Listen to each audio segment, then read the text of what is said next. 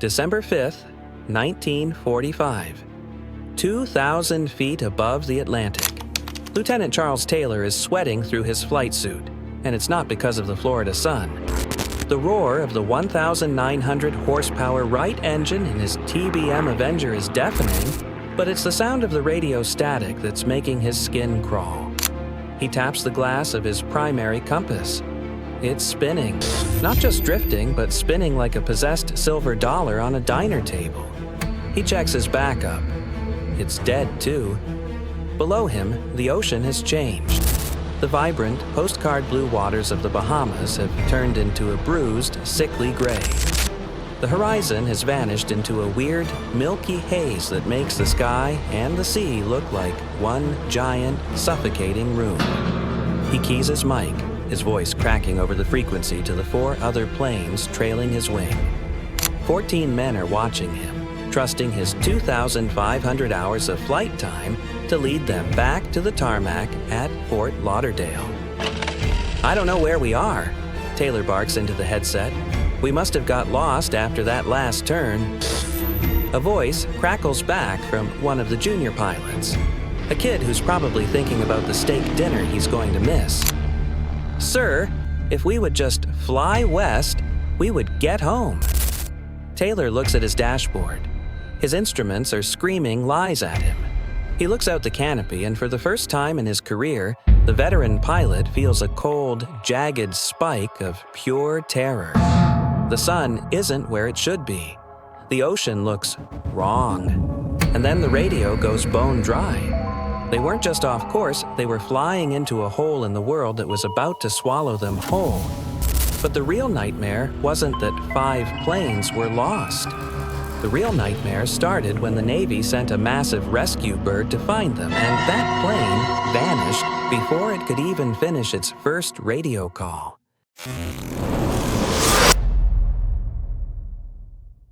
In 1945, Fort Lauderdale wasn't the neon-soaked vacation spot we know today.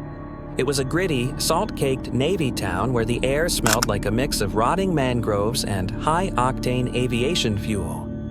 At Naval Air Station Fort Lauderdale, the war was technically over, but the training never stopped.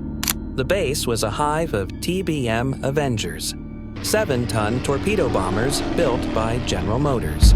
These weren't flimsy paper planes, they were flying tanks, built to take a hit and keep on chugging. On the afternoon of December 5th, the sun was hanging heavy over the Everglades, pushing the temperature into the high 70s. 5 of these Avengers, known as Flight 19, were prepped for a routine hop called Navigation Problem Number 1. The plan was simple: fly 123 miles east over the Hen and Chickens shoals, drop some practice bombs, head north for 73 miles, and then bank southwest back to the base. A standard triangular milk run. But there's a reason old-timers at the local bars used to lower their voices when talking about the waters past the Florida Keys. They called it the graveyard of the Atlantic. Long before the tabloids coined the term Bermuda Triangle, the guys pulling 12-hour shifts on the docks knew that the water out there didn't play by the rules. The Gulf Stream hits that area like a high-speed freight train, moving at about 4 miles per hour, fast enough to sweep a downed plane or a life raft 50 miles off course before the Coast Guard can even get their boots on. Lieutenant Charles Taylor was the man in charge. He was a combat vet with over 2,000 hours in the air, a guy who had seen the worst the Pacific could throw at him. But that morning, Taylor didn't want to fly. He'd reportedly walked into the flight office and asked to be relieved of duty, claiming he just didn't feel right. The brass told him to suck it up. By 2:10 p.m., the 5 planes roared off the tarmac, their radial engines shaking the windows of the nearby Officers Club. To anyone watching from the ground, it looked like a textbook departure. But out there, past the 3-mile limit where the white sand drops off into a bottomless, ink-black abyss, something was waiting. Something that had been swallowing ships since the days of the Spanish galleons. By 3:40 p.m., the shore stations picked up a frantic transmission. It wasn't about engine failure or a combat drill gone wrong. It was Taylor, sounding like a man who had just seen a ghost, claiming the very earth beneath him had shifted. By 4 p.m., the mood inside the radio hut at NAS Fort Lauderdale shifted from routine boredom to a cold, sinking dread. The senior flight instructor on the ground, Lieutenant Robert Cox, adjusted his headset, his knuckles white as he leaned into the receiver. He was listening to the sound of 5 highly trained crews coming apart at the seams. "Both my compasses are out." Taylor's voice crackled through the speakers, sounding thin and jagged. "I am trying to find Fort Lauderdale, Florida. I am over land, but it's broken. I'm sure I'm in the Florida Keys, but I don't know how far down." Cox felt a chill that had nothing to do with the air conditioning. If Taylor thought he was over the Keys, he believed he was south of Florida, looking at the Gulf of Mexico. In reality, every scrap of radar data and flight timing suggested he was actually hundreds of miles in the opposite direction, over the Bahamas, heading straight out into the empty 1,000-mile graveyard of the open Atlantic. "Put the sun on your port wing," Cox barked into the mic, trying to give him a dead reckoning fix. "Fly north until you hit the coast." But the Atlantic wasn't giving them an easy out. The weather, which had been clear an hour ago, turned foul. A nor'easter was blowing in, whipping the sea into 40-foot swells and tossing the heavy Avengers around like tin toys. Visibility dropped to near zero. Inside the cockpits of the other 4 planes, the younger pilots were starting to panic. We have fragments of their transmissions, the sound of men who knew they were being led to their deaths. One pilot, likely Captain Edward Powers, was heard arguing with Taylor. "Damn it," he hissed over the tactical net. "If we would just fly west, we would hit the beach. Fly west." But Taylor was the boss, and Taylor was convinced they were in the Gulf. He ordered the flight to turn northeast, a heading that took them even further away from the American coastline and deeper into the killing floor of the ocean. Back at the base, the clocks on the wall were ticking toward the ditching hour. These planes were thirsty. They burned roughly 80 to 100 gallons of fuel per hour. By 6 p.m., the needles on 14 different fuel gauges were bouncing on the red line. As the sun dipped below the horizon, the radio signals began to fade into a wash of demonic static. But right before the line went dead for good, a shore station picked up one final haunting whisper from Taylor. "It looks like we are entering white water. We're completely lost." And then the Navy did the only thing it could do. They sent in the Mariner. By 7:30 p.m., the situation at NAS Fort Lauderdale had devolved into a full-blown crisis. The base commander knew the math. Flight 19's fuel tanks were dry. Somewhere out there, 60 miles or 600 miles off the coast, 5 planes had just become heavy, metal gliders.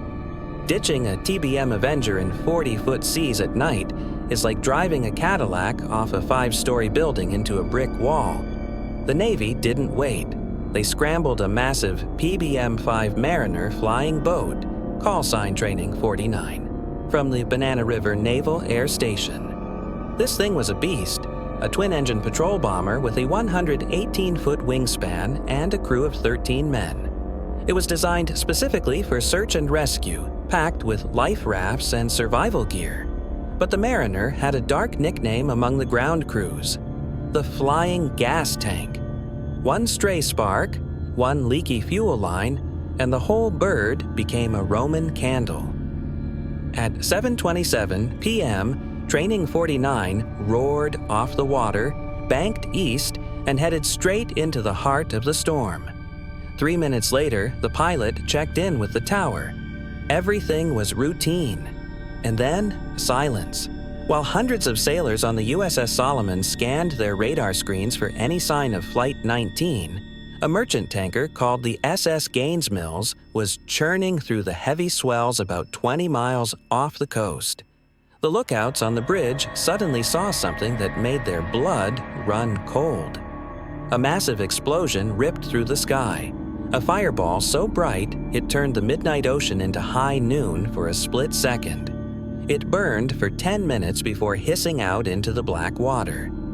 The Navy scrambled every ship in the vicinity to the coordinates of the blast. They expected to find a debris field, oil slicks, maybe even a few survivors clinging to a seat cushion. They found nothing.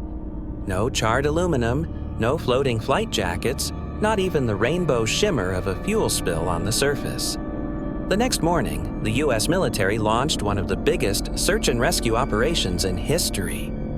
For 5 days, 300 planes and hundreds of ships combed over 300,000 square miles of the Atlantic. They checked every sandbar in the Bahamas and every inch of the Florida coastline. They didn't find a single bolt. It was as if 6 planes and 27 men had been erased from the map by a giant, invisible hand. The Navy's official report was 500 pages of confusion, but it was the final line of the Board of Inquiry that truly chilled the bones of every pilot in the fleet. A line that basically admitted the United States military was powerless against whatever lived in those waters. When the Navy's Board of Inquiry finally wrapped up their investigation, the thick stack of papers on the desk didn't offer any closure. It offered a gut punch. Initially, the brass tried to pin the whole thing on Lieutenant Taylor, claiming pilot error had led his men to a watery grave. But Taylor's mother, a woman who knew her son wasn't a quitter, fought back. She forced the Navy to change the official cause to causes or reasons unknown. In the world of the U.S. military, that's a polite way of saying they had absolutely no damn clue what happened. For the families back in Fort Lauderdale and small towns across the Midwest, the silence was the hardest part. Usually, when a plane hits the drink, the ocean spits something back. An oil slick, a floating seat cushion, a jagged piece of a wingtip, or a life vest. But for Flight 19, nothing. Not a single scrap of aluminum was ever found. It was as if the 5 Avengers and the massive Mariner had been plucked right off the face of the Earth by a pair of giant tweezers. This was the moment the legend was born. Before Flight 19, the Bermuda Triangle was just a stretch of water where sailors kept their eyes peeled. After 1945, it became an American nightmare. People started digging into the files, finding stories of the USS Cyclops vanishing in 1918 with 300 souls, or the Carol Deering ghost ship found with the stoves still warm but the crew gone. Decades later, deep-sea explorers and treasure hunters with high-tech sonar have scoured every square inch of the seabed off the Florida coast. They found dozens of wrecks, piles of rusted steel and rotted wood, but never the 5 TBM Avengers of Flight 19. Today, if you fly out of Miami or Fort Lauderdale on a commercial jet, you might look down at that turquoise water and think it looks like paradise. But the old-timers at the docks, the guys who've spent their lives pulling a living out of the Atlantic, they know better. They know that once you pass the continental shelf, the water drops to a depth of 15,000 feet. Down there, in the cold, crushing dark, the secrets stay buried. And somewhere in that abyss, 5 planes are still sitting on the sand, their cockpits full of silt, their radios forever silent, waiting for a west heading they'll never take. The Atlantic doesn't just take your life, sometimes it takes your history too.